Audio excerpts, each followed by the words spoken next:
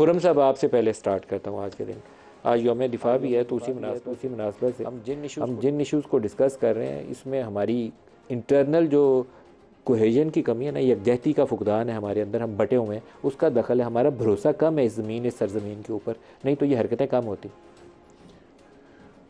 देखिए, आम तौर पे अमूमी सियासी सूरत हाल के बारे में तो हम ये बात कर सकते हैं, लेकिन जिस किस्म की दहशत गर्दी का हमें सामना है वो एक और फ़र्क फिनोमेना है जो कि जिसके लिए हमें ज़्यादा देर नहीं गुजरी। 2014, 15, 16 में एक बाकायदा अपनी सरजमीन पर जंग लड़नी पड़ी, जहाज़ों से बम्बारी करनी पड़ी हमारे कबाइल, जो साबका कबायली इलाके थे, जिसे हम ज़रब अज़्ब का नाम देते हैं। उसके बाद फिर रद्दुल फ़साद लड़ी गई, जो एक इंटेलिजेंस बेस्ड ऑपरेशंस थे।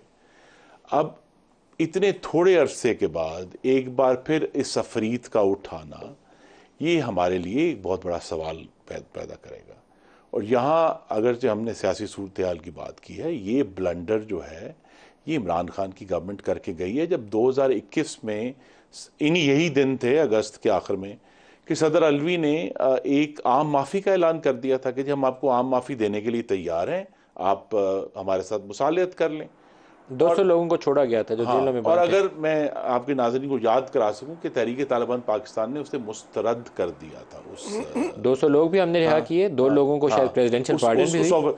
उस ऑफर को फिर उस वक्त के वज़ीर ख़ारजा शाह महमूद कुरैशी ने रिपीट भी किया, लेकिन अब उसके नतीजे में हमें नहीं मालूम, हमें 200 का तो मालूम है छोड़ा गया, लेकिन उसके बाद खुदा जाने कितने लोग छोड़े गए और वो वापस लाए गए बगैर किसी अंडरस्टैंडिंग के कि वो दोबारा टेररिज्म नहीं करेंगे।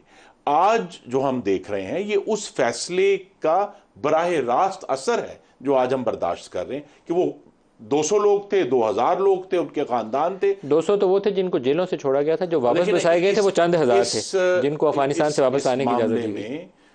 2021 के आखिर में भी और 2022 के आगाज में बाकायदा पार्लियामान में जो स्पेशल सिक्योरिटी कमेटी थी उसको ब्रीफिंग दी गई कि हम ये बात करना चाहते हैं, हम ये कॉम्प्रोमाइज़ करना चाहते हैं।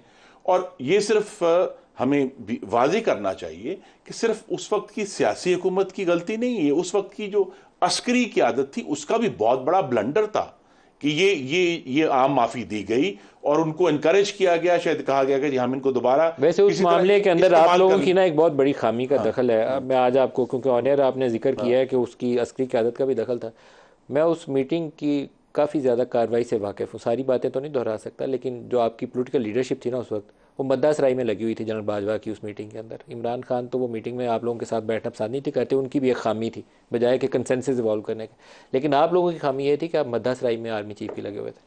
आपका ये रोल नहीं था। आपको एक एक बंदे का नाम लेके पूछना चाहिए था कि 200 बंदों की रिहाई, प्रेसिडेंशियल पार्डन, 2 बड़े, मैं उनका नाम नहीं लेता जिनकी पार्डन हुई थी, नहीं, आपको रास्ता रोकना चाहिए था। मैं मलिक साहब उन तमाम मीटिंगों का मैं हिस्सा था, मैंने पहले मिनट से लेकर आखिर मिनट तक, आपके जो अभी वजीर आजम थे सबसे ज्यादा मद्दासराई उन्होंने की थी। आखिर मिनट तक मैं वहाँ मौजूद था।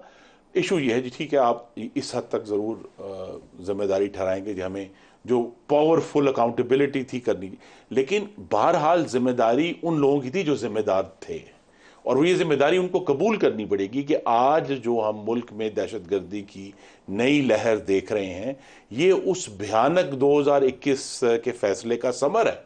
ये कोई आज खुद पौधा जो है ना वो उठनी पैदा हुआ कि उस फैसले का असर है जो हम बर्दाश्त कर रहे हैं।